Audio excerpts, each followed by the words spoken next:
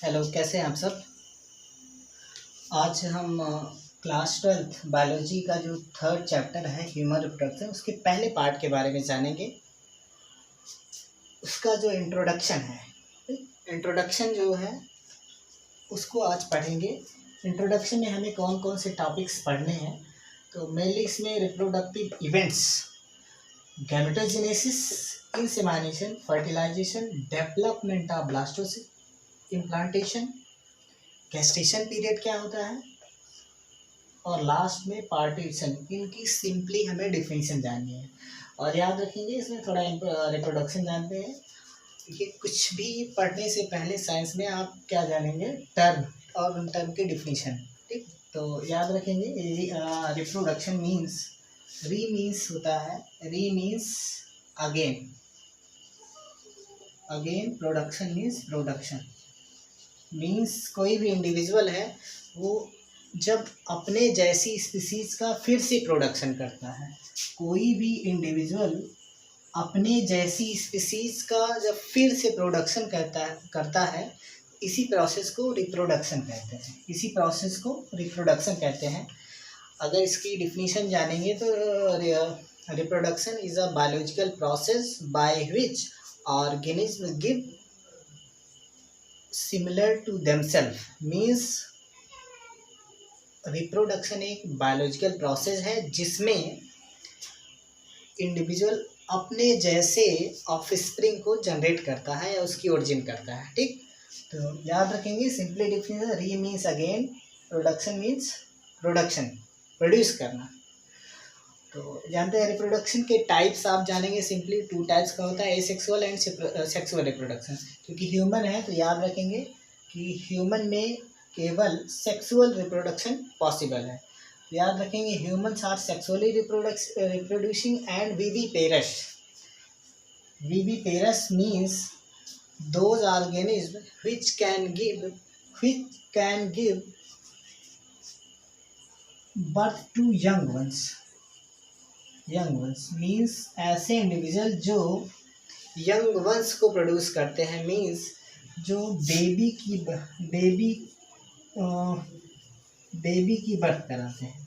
ठीक, यानी ऐसे इंडिविजुअल जो बच्चे पैदा करते हैं या बच्चे पैदा करते हैं, उन्हें क्या बोलते हैं,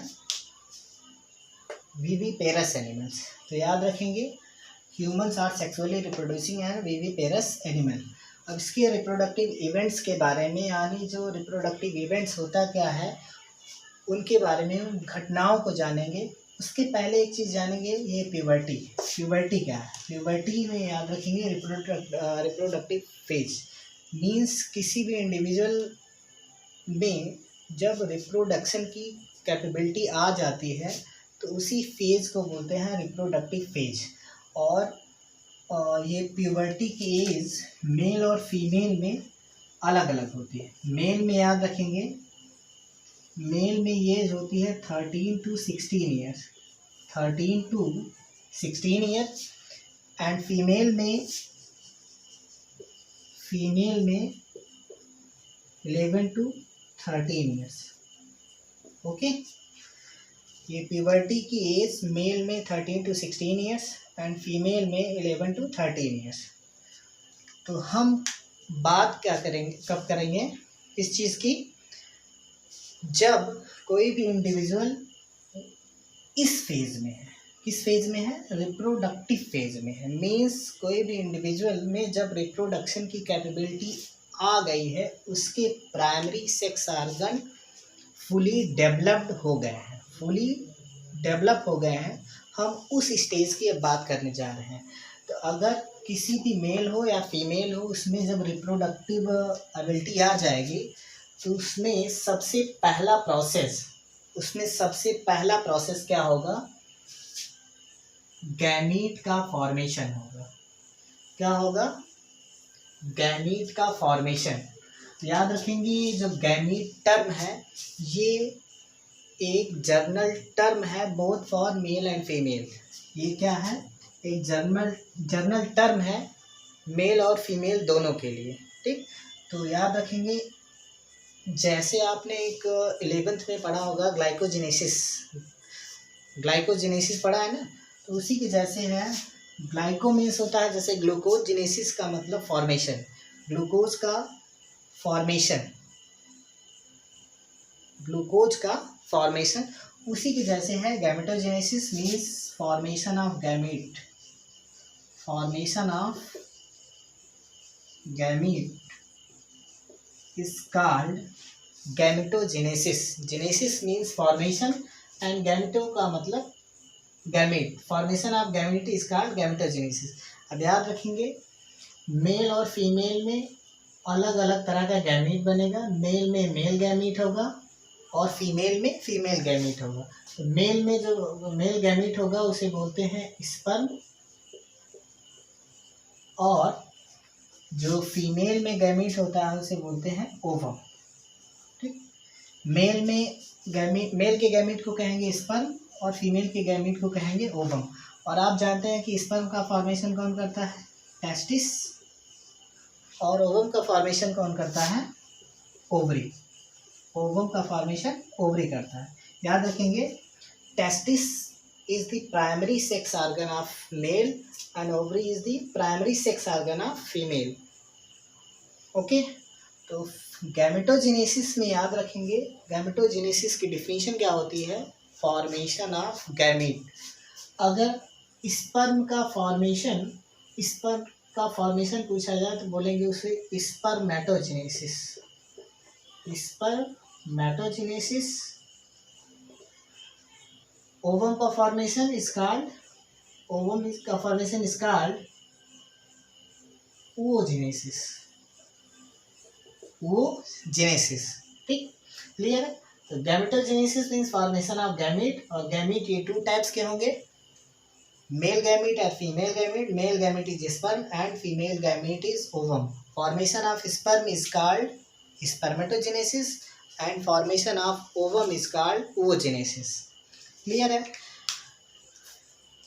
गैमीट के फॉर्मेशन के बाद नेक्स्ट स्टेप है इंसेमाइनेशन। इसकी डिफिनीशन आप सिंपली आप जानते रहेंगे, transfer of sperm into female genital tract.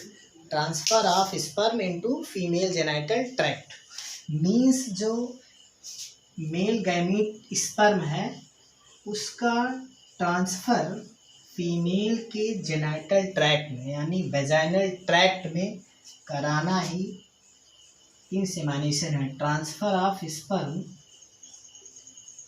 Into female genital tract,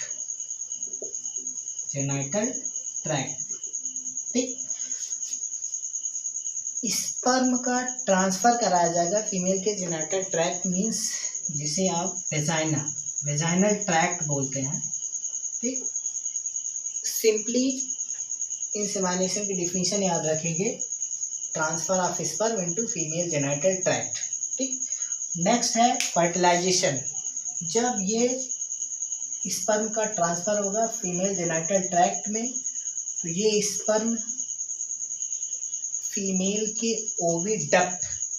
oviduct में जाएगा, जहाँ पे इस स्पर्म की मुलाकात स्पर्म किसके कांटेक्ट में आएगा? ओवम के, और ओवम के कांटेक्ट में आने से स्पर्म और ओवम का फ्यूजन होगा।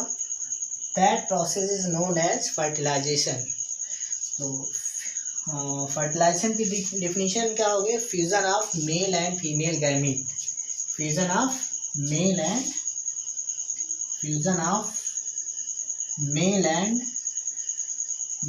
Female gamete. Fusion of male and female gamete is called fertilization. Okay, अब याद रखेंगे कि फर्टिलाइजेशन का ये प्रोसेस कहाँ होता है? फीमेल के ओविडक्ट में। ये सारी चीज़ें आगे डिस्कस की जाएंगी, ठीक।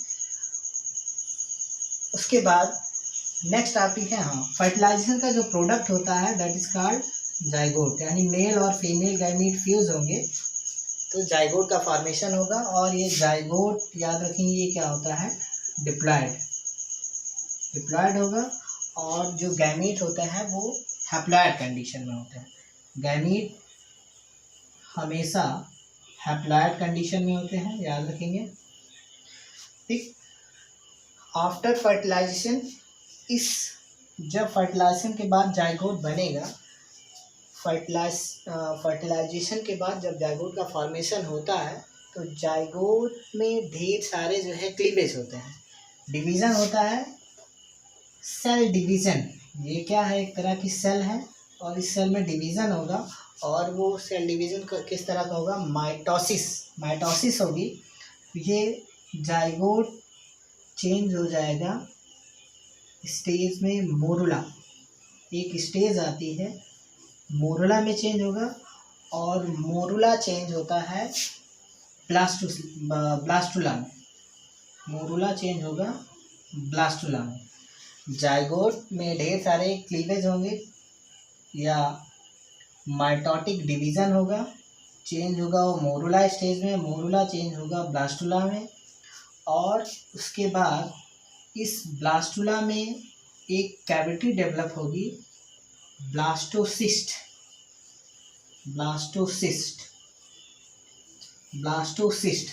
जिस स्टेज में ब्लास्टुला के जिस स्टेज में ब्लास्टोसिस्ट का डेवलपमेंट होगा, उसके बाद ये ब्लास्टोसिस्ट ओविडक्ट से निकलकर, याद रखेंगे ये सारे प्रोसेस अभी कहाँ हो रहे हैं, फीमेल के ओविडक्ट में, ठीक। तो जब ये सारा डेवलपमेंट कहाँ हो रहा होगा, ओविडक्ट में। जैसे ही ये ब्लास्टोसिस्ट का डेवलपमेंट होगा, मीन्स जैसे ही डेवलपमेंट ऑफ ब्लास्टोसिस्ट होगा, ये इस स्टेज से कहाँ चला जाएगा, यूटेरस की इनर लाइनिंग में।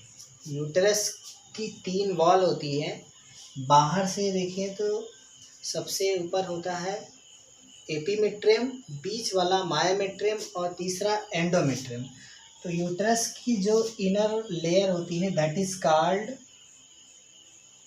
एंडोमेट्रियम, उसकी इनर वॉल से ये ब्लास्टोसिस्ट अटैच हो जाता है, जुड़ जाता है। इस प्रोसेस को बोलते हैं इम्प्लांटेशन। क्या कहेंगे, इम्प्लांटेशन। तो सिंपली आपको केवल डिफिनीशन याद रखनी है इसकी, इम्प्लांटेशन की। इम्प्लांटेशन की डिफिनीशन याद रखने के लिए याद रखेंगे, attachment of blastocyst with the uterine wall. Attachment of blastocyst,